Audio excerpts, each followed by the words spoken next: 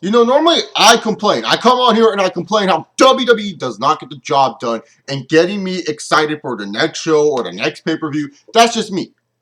But WWE actually did that this weekend. I'm so excited for this Sunday's Royal Rumble. And I'll explain more a little bit in the video and also my Royal Rumble predictions about why I'm excited for the Royal Rumble show. But let's just get started because I'm going to be starting off right from the bat talking about the Animal Batista's return to this damn company. I know a lot of fans were talking about, oh, it wasn't as big as it's supposed to be. It wasn't as exciting.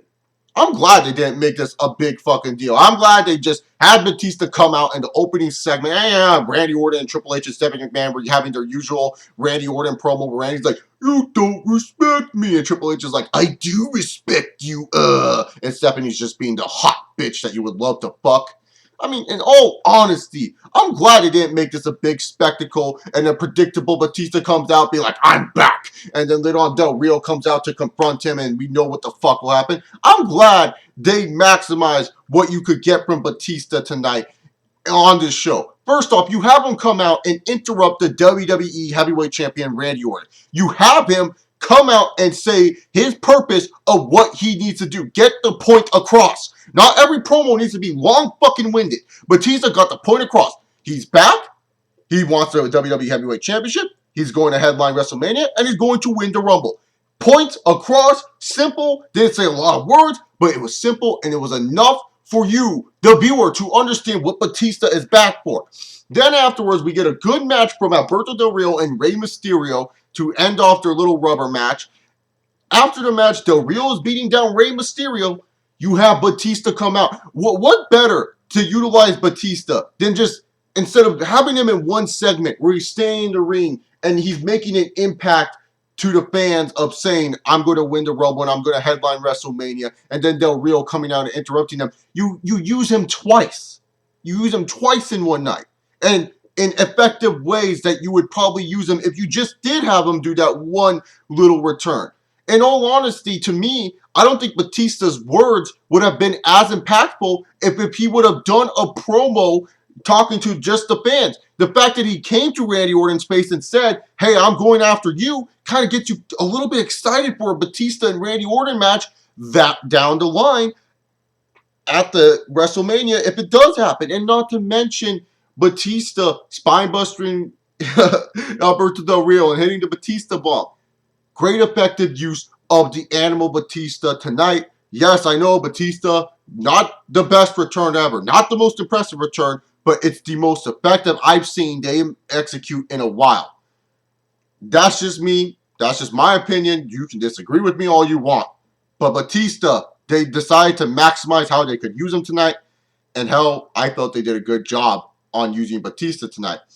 Once again, AJ Lee loses to a Funkadactyl, and like I've said in numerous Raw reviews, it doesn't matter who in the hell AJ Lee loses to on the weekly shows. She will beat them at the pay-per-view, and she's just a transitional champion for Nikki Bella. If she thought what Bad News Barrett said to her on Friday was bad, what I'm saying right now is a lot worse than what Bad News Barrett is saying. Sorry, AJ Lee, it's true. That's what I think.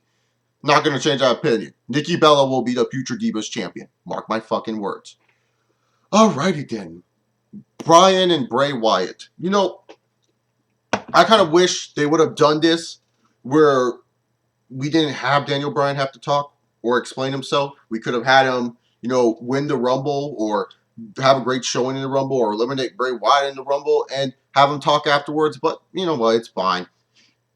At the end of the day, the Wyatt family is having a match with the Usos. Good match. Screwy stuff happens like always with the Wyatt family.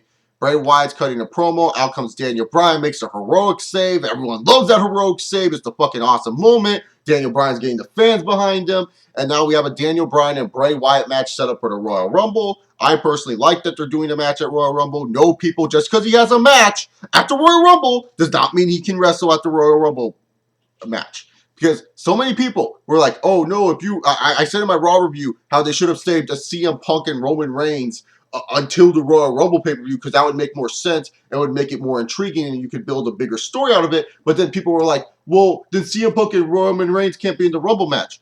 No, people can wrestle before the Rumble match and be inside of the Rumble match later in the night. It's not physically impossible. If anything, it makes you look stronger if you're able to pull off that beat. Now, it does kind of worry me that Bryan's having a match before the Royal Rumble pay-per-view itself, but I'll let it slide a little bit because before the Royal Rumble match itself, I should say, because, you know, normally most guys who have matches earlier in the night don't end up winning the Rumble. Well, Brock Lesnar did, so hey, who knows? Maybe Daniel Bryan can pull off what Brock Lesnar did. Maybe. We'll have to wait and see. Speaking of Brock Lesnar, him and Big Show, this shit was entertaining. I mean, I honestly have troubles taking Big Show seriously, like most of us out here. I can't take Big Show seriously. I can't take this man seriously to the next level as a big threat to Brock Lesnar. But for what the WWE is doing, they're trying really, really hard for you to forget the shit that we were doing, that they were doing with him and his character throughout the summertime and throughout the fall time. They're doing a decent, effective job, but it's not good enough. I still kind of look at Big Show as somewhat pathetic and stupid at some points, but at least they're trying to make me forget about that, and they're making him look like a total badass against Brock Lesnar. Brock Lesnar will beat the Big Show's ass. In my predictions video, I'm just going to say that too. But for me personally, I thought this was very effective. It makes me kind of excited to see these two behemoths go at each other. I mean, it's not going to be ultra epic like if it was in 2002 or 2003, but it's going to be kind of a spectacle to see, and I'm glad we're getting a Brock Lesnar match with kind of a lower named guy. You know, like normally Brock Lesnar would be facing a John Cena or Triple H, but the fact we're getting a Big Show to face Brock Lesnar is pretty cool to me. So opens avenues for other guys to face Brock Lesnar down the line. All right, CM Punk storyline. He faced off against Billy Gunn, got his revenge on the New Age Outlaws, but then Mr. Kane, who chokeslammed him on Friday Night SmackDown, came out and told him he's the #1 overall guy in the Royal Rumble. Once again, building up the Rumble. See what this episode did to me personally. It gave you so much fucking contenders in the Royal Rumble. You have CM Punk, who's the number one. He's #1 in the Rumble. You have CM Punk in there entering at #1. You know, only two people have won at the #1 position. You know, even though #1's kind of vaunted, it's kind of interesting to think about, oh man, CM Punk may actually have a chance of winning this Royal Rumble. You have Daniel Bryan, who is way over right now, the hottest guy in the company. You have Daniel freaking Bryan, a guy that you could see win the Rumble. Hell, you have Batista making a claim to the World Heavyweight Champion himself. I'm going to win the Rumble. You have Alberto Del Rio, who has been on a hot streak. This right here, WWE, is how you make us excited for a Royal Rumble match. To me personally, I'm excited because I don't know who's going to win the Royal Rumble anymore. And this is why I like that they named CM Punk the #1 entrant inside of the Royal Rumble. Because with this right here, I don't know, you could go different avenues. I don't know if CM Punk could make it from #1 to number 30, storyline wise, but it adds more to the story. It makes the Royal Rumble a must-see spectacle this year, and that's what I like. All right. I believe I talked about most of the major points on Monday Night Raw. Oh, yeah. Another major point. Rest in peace to Mae Young. One of the more entertaining divas of our time, and one of the toughest son of a bitches of our time. And I know a lot of people are going to take that in offense, but it's true. She's a tough SOB. She would take a freaking bubble bomb off the stage through a damn table. Mae Young was entertaining. Rest in peace. I love that little tribute the WWE did. One thing I will take a knack at, even though it's not really that big, but it's hard to make Stephanie McMahon a heel character when you have her doing this tribute video to one of the greatest of all time. That's just me. I know a lot of people are going to be like, oh, that's a little nitpick, but that's just me. There could be another diva that you could use to, like maybe a face diva you want to build up to talk about how Mae Young inspired her, even if they didn't watch her, just talk about her, give her a 4-speed script to make that face diva kind of a little bit more well recognized, a little bit more well respectable. Because let's face it, most of us don't respect much of the divas in the company anymore. Hey, maybe they could have used Caitlyn for this role, but too bad she decided to quit because she was upset that the company wasn't using her. Oh yeah, the Shield won a 6-man tag match, and that's pretty much it. So now we move on forward to the main event where Kofi was facing Randy Orton. God, what was this build up the whole night? Oh, is John Cena going to be at the show? Like, of course he's going to be at the fucking show. Come on, WWE, we ain't stupid. But Randy Orton and Kofi Kingston had a better match than they did last week. But it all ended up just to be the point that Randy Orton wanted to win the match before John Cena arrived. And what happened? Right when Randy Orton was about to finish off the match, Cena arrives at the building dressed up in his pants. His green. Okay, WWE, if you want me to believe that John Cena is just arriving to the building, make him wear street clothes, man. Don't make him look like he's about to wrestle a match. Make him wear street clothes. I mean, hell, Batista was wearing street clothes when he came back. Why not just have John Cena wear some street clothes? I mean, yeah, okay, the jorts, yeah, you could see probably being street clothes, and maybe he would wear one of his own t-shirts, but make him look more civil. I mean, he just looked like a superhero arriving at the scene of the crime just in time to stop the evil villain. Like, come on. But I will say that John Cena Randy Orton brawl was fucking entertaining. We have Randy Orton trying to run away and he steals a car. He steals a fucking car, man. Grand Theft Auto 5, man. He's like, give me that car, I need it. And then that cable guy falling behind John Cena, ducking under. Oh god!